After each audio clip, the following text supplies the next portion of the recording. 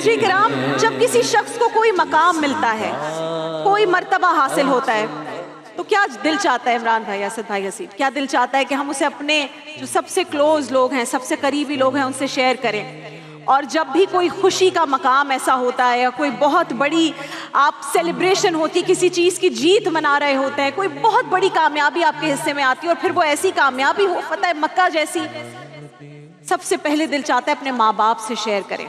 इसी बारे में एक किस्सा आपके सामने रखेंगे।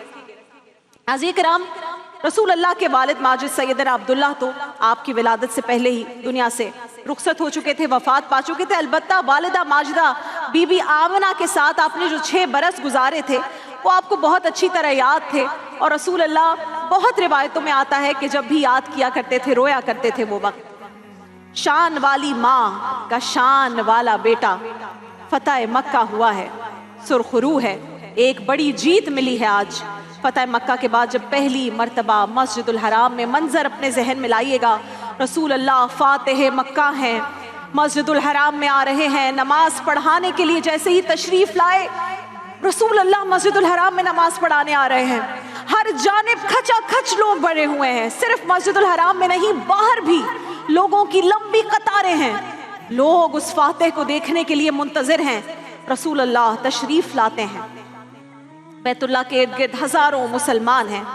आप तशरीफ़ लाए तो जितने सहाबा मौजूद हैं अदब में, ताज़ीम में खड़े हो गए। रसूल अल्लाह ने ये मंज़र देखा और अल्लाह का दिया हुआ ये मकाम, जो इज़्ज़त अल्लाह ताला देता है, और इसीलिए बार बार कहा जाता है कि जब अच्छा वक्त आए तब शुक्र, जब बुरा वक्त आए तब सब्र। यहाँ रसूल अल्लाह की कैफियत वही है, शुक्र वाली कैफियत। जब आपने ये मंजर देखा कि लोग इर्द गिर्द जमा हैं, आपकी इज्जत में खड़े हो रहे हैं, आपका इस्तकबाल कर रहे हैं, रसूल अल्लाह रोना शुरू हो गए, आपकी आंखों में आंसू आ गए। नमाज पढ़ाने खड़े हुए, नमाज मुकम्मल कराई तो सहाबा ने अर्ज किया, या रसूल अल्लाह, आज तो बहुत खुशी का दिन है, आपकी आंखों में आंसू क्यों हैं?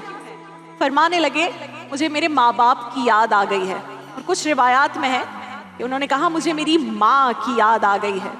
फरमाया, काश, ने सहाबा कराम से कहा, काश आज मेरी माँ जिंदा होती। एक हदीस में, रिवायत में ये भी आया है कि रसूल अल्लाह ने कहा, काश आज मेरी माँ जिंदा होती और वो ये मंजर देखती, मैं लोगों को नमाज़े इशा पढ़ा रहा होता और मैं इसमें सूरह फातिहा की तिलावत कर रहा होता। फिर मेरी माँ को मुझसे कोई काम याद आ जाता, मेरी माँ अपने हुजरे का पर्दा हटा कर के कहती, मेरे मोहम्मद मेरी बात तो सुनो। नबी पाक फरमाते हैं कि लोगों, अल्लाह की इज्जत की कसम, मेरी माँ मुझे आवाज़ देती तो मैं ये नमाज छोड़ देता और पहले अपनी माँ का हुक्म सुनता, पहले अपनी माँ का हुक्म बजा लाता। तो माँ वो हस्ती है जिसकी मोहब्बत को मुस्तफ़ा करीम ने भी महसूस किया।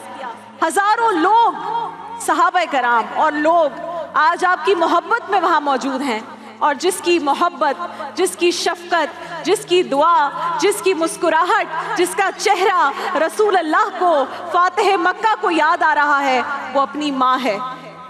तो हम उम्मती, जब भी कुछ होता है अच्छा, जब आपकी आंखों में आंसू आ जाए और किसी अच्छी चीज़ के ऊपर आपको अपनी माँ याद आ जाए, तो आप यकीन कीजिएगा कि आप रसूल अल्लाह की सुन्नत पर अमल कर रहे हैं। अपनी माँ के लिए रोना, उसे अच्छे वक्त में याद करना, ये भी एक सुन्नत है। और उस हुजूम में आपको जो सबसे पहले याद आया वो सैयदा आमना थी।